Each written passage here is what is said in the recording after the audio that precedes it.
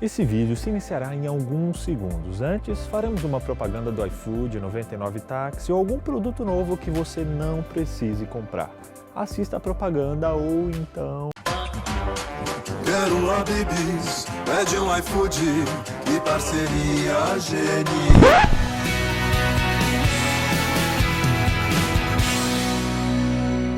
Fala galera, desculpa deixar você esperando aí agora no começo do vídeo, pois é, esperar é muito chato, não é? Já diria Paulo que teve que ficar preso 2 anos esperando o seu julgamento. Lucas escreve que esses 2 anos foram de profunda ansiedade, de confinamento tedioso, e o apóstolo não recebeu nenhum apoio da igreja de Jerusalém. Pelo contrário, 5 dias após a prisão de Paulo ali em Cesareia, um grupo de líderes judeus importantes vieram de Jerusalém e apresentaram diante do governador suas acusações. Sendo um deles advogado, ele usou uma estratégia bastante sábia para convencer o governador. Sabendo ali que o governador era repressivo, era violento, Tertúlio explicou ao governador que se ele condenasse Paulo, ele ganharia o favorecimento do povo. Como a fama do governador ali não estava muito boa, fazer a vontade das massas parecia a melhor ideia. Esse advogado, Tertúlio, também afirmou que Paulo era um agitador que causava distúrbios entre os judeus, era um líder dos nazarenos e também havia tentado profanar o templo de Israel. Paulo, nesse momento, iluminado pelo Espírito Santo, não deixou isso barato, não. Ele os rebateu dizendo que ali não haviam representantes da Ásia para testemunhar, e como ele fez um trabalho lá por muito tempo,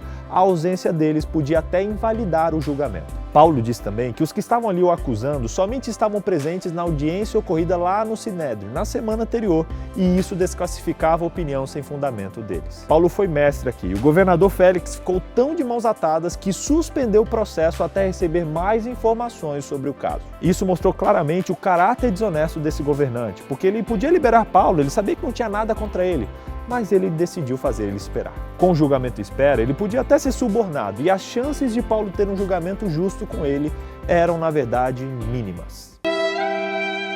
E nesse jogo de interesse, Félix manteve Paulo na cadeia por 2 anos esperando, não sendo nem mesmo capaz de concluir o processo, pois ele foi substituído por um homem chamado Festo. Michel, é Festo, não é festa.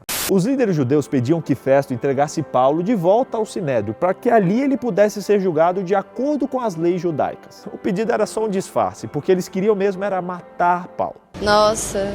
Festo então reabriu o caso, mas não deixou que fosse realizado em Jerusalém, e sim na Cesareia, debaixo das leis romanas. Esse homem aí, Festo, não se mostrou diferente de Félix com relação às suas estratégias políticas. Sendo pressionado ali pelas acusações contra Paulo, ele decidiu conceder o julgamento para o Sinédrio, para que não perdesse o apoio dos judeus. Paulo, sabendo que não seria tratado com justiça em Jerusalém, insistiu para que fosse julgado pelo tribunal romano. Já que era um direito dele, apelou então para a mais alta instância romana, o imperador César. E o pedido dele foi aceito. Depois disso, então, Paulo foi enviado a Roma. Enquanto isso, é dito que o governador recebeu a visita de Herodes Agripa II e resolveu pedir uma opinião para ele diante desse caso. Festo explicou que Paulo estava sendo acusado por questões irrelevantes relacionadas à crença na ressurreição de um certo Jesus e à religião judaica. And for my part, I know no personal cause to spurn at him.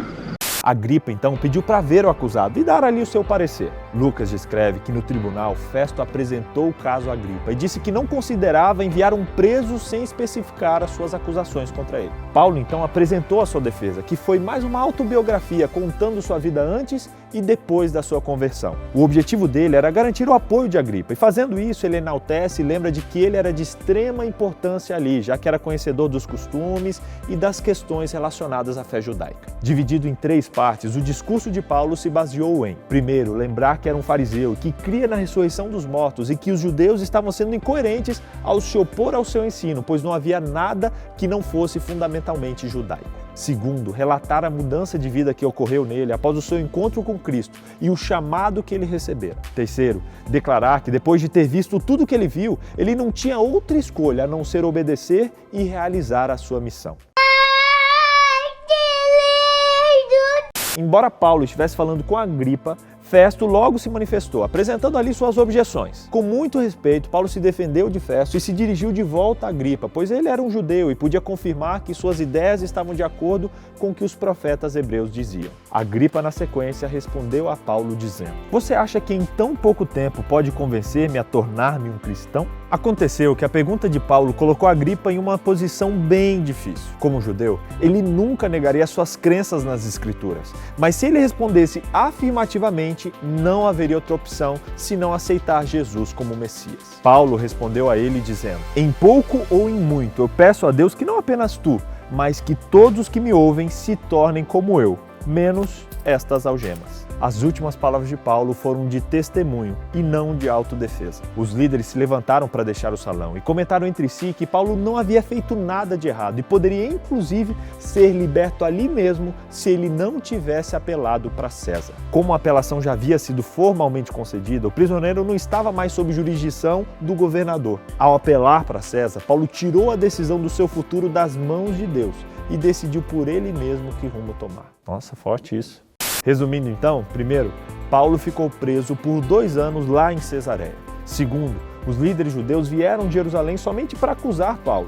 Terceiro, Paulo foi enviado a Roma para que ali fosse julgado como um cidadão romano. Quarto, Paulo deveria ter sido liberto se não tivesse ali apelado para César. A moral do estudo dessa semana é que Paulo usava todas as oportunidades para pregar de Jesus e alcançar as outras pessoas. Mesmo diante do tribunal, mesmo podendo e querendo se defender, ele não se preocupava consigo mesmo, mas com as pessoas que estavam para ouvir. E você? Será que você tem se preocupado mais consigo mesmo ou mais com as outras pessoas? Pense nisso. Encerrando esse vídeo, quero pedir para você se inscrever no nosso canal, deixar o seu like que nos ajuda bastante e seguir a gente nas redes sociais, beleza? Nos vemos semana que vem. Tchau!